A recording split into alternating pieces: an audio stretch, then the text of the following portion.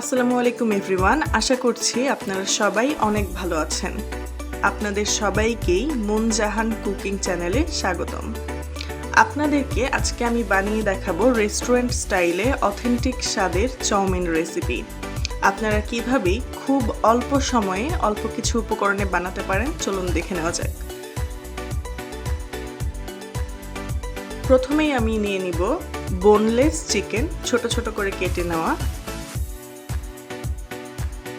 আমার লাগবে আদা, রসুন, জিরে বাটা, আমি তিনটা একসাথে বেটে রেখেছি, কাঁচামরিচ কুচি, পেঁয়াজ কুচি, হলুদ, ক্যাপসিকাম, গাজর কুচি, টমেটো কুচি, সবুজ ক্যাপসিকাম, লাল capsicum, soya sauce, dragon noodles যেটা দিয়ে আমি চাউমিন বানাবো, দুটো ডিম, আর আপনারা যে কোনো সস ব্যবহার করতে পারেন। তো প্রথমেই আমি ফুটন্ত গরম পানিতে তেল দিয়ে নিলাম এবং অফ ক্যামেরাতে আমি একটু লবণ দিয়েছি, যেটা দেখাতে আমার মনে ছিল না। দিয়ে দিচ্ছি ড্রাগন নুডলস এক প্যাকেট, পুরোটা এক প্যাকেট। এখানে 300 গ্রাম নুডলস রয়েছে। এখানে আমি নুডলসটাকে ভেঙে দিব না, পুরোটাই রাখবো। আমরা যখন রেস্টুরেন্টে খেতে যাই খেয়াল করলে দেখবেন চাউমিনের নুডলসগুলো সবসময় লম্বা হয়ে থাকে। এবার আমি ঢেকে দিচ্ছি যেন খুব তাড়াতাড়ি সিদ্ধ হয়। 5-6 মিনিট সিদ্ধ করলেই হয়ে যাবে। আমি একবার ঢাকনা তুলে দেখব সিদ্ধ হয়েছে কিনা। 70% সিদ্ধ হয়েছে। আমি আবার নেড়ে চেড়ে ঢেকে রাখবো।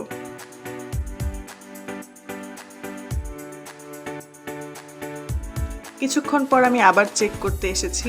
এখন আমি দেখতে পাচ্ছি আমার নুডলসটা 85% সেদ্ধ হয়ে গিয়েছে। এই পর্যায়ে আমি সেটাকে ছেঁকে নিয়েছি এবং ঠান্ডা পানি দিয়ে সেই নুডলসটাকে ধুবো।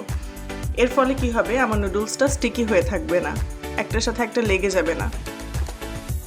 এবার আমি একটা খালি সসপ্যানের ওপর আমার ঝুড়িটা রেখেছি যেন আমার সব পানিটা নিচে পড়ে যায়। কড়াইয়ে গরম তেল বসিয়ে আমি সেখানে দুটো ডিম দিয়েছি। ডিম দুটোকে আমি ঝুরি করে নিব।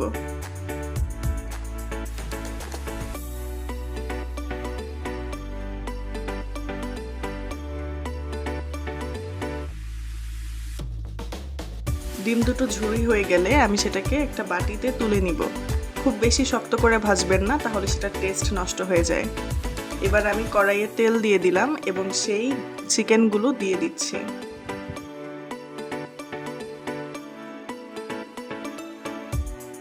চিকেনগুলো আমি বাটা মশলা, লবণ আর শুকনা মরিচ দিয়ে মাখিয়ে রেখেছিলাম। খুব সুন্দর করে ভেজে নিব।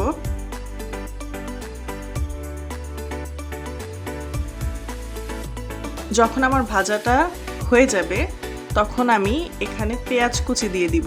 এক বাটি পেঁয়াজ কুচি,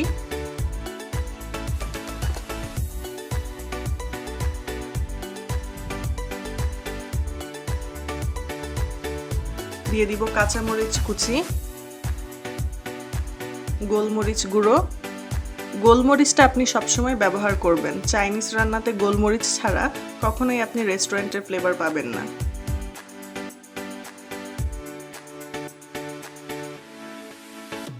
কিছুক্ষণ ভেজে নিব। পেঁয়াজটা পুরোপুরি বাদামি হবে না। এই পর্যায়ে আমি দিয়ে দিলাম কেটে রাখা টমেটোগুলো এবং গাজরগুলো। টমেটো আর গাজর দেওয়ার পর আমাকে খুব সুন্দর করে মিক্স করতে হবে। আর একটা জিনিস সবসময় মাথায় রাখবেন, চাইনিজ রান্নাগুলো যখনই করবেন চুলা সবসময় হাই হিটে রাখবেন।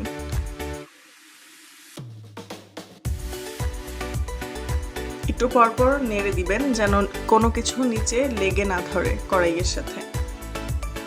পোড়া ফ্লেভার আসলে আমার খাবারের টেস্ট একদম নষ্ট হয়ে যাবে। আমি দিয়ে দিচ্ছি 2টা মিনি প্যাক সস। 2টা প্যাকে 2 টেবিল চামচের মতো সস পাওয়া যায়।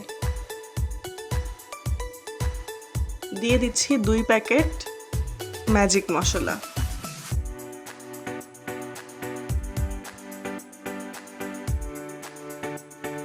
সবগুলো উপকরণ খুব সুন্দর করে নেড়ে আমি দিয়ে দিচ্ছি হলুদ ক্যাপসিকাম, লাল ক্যাপসিকাম এবং সবুজ ক্যাপসিকাম।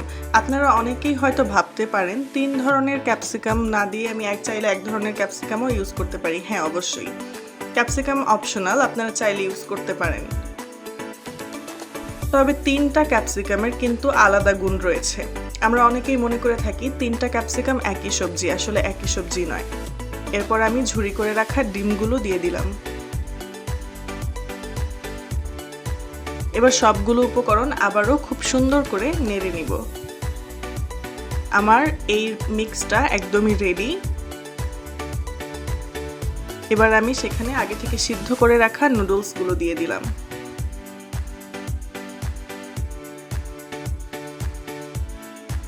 সুন্দর করে মিশাতে হবে। চাউমিনগুলো সিদ্ধর সময় আমি কিছুটা পরিমাণ লবণ দিয়েছিলাম।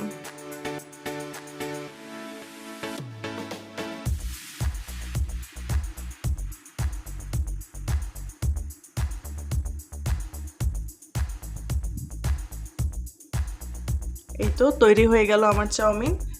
শেষ 1 মিনিট আমি ঢাকনা দিয়ে ঢেকে রাখবো।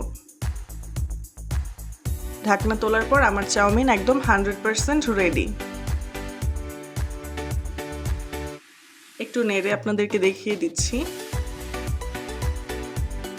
এই পর্যায়ে আমি চুলাটা অফ করে দিব। অফ করে দিয়ে বাকি নেড়ে নিব।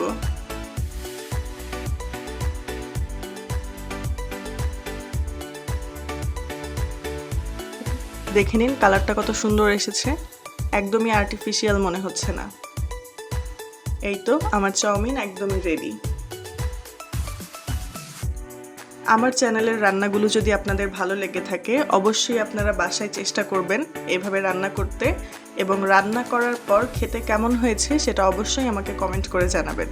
ধন্যবাদ।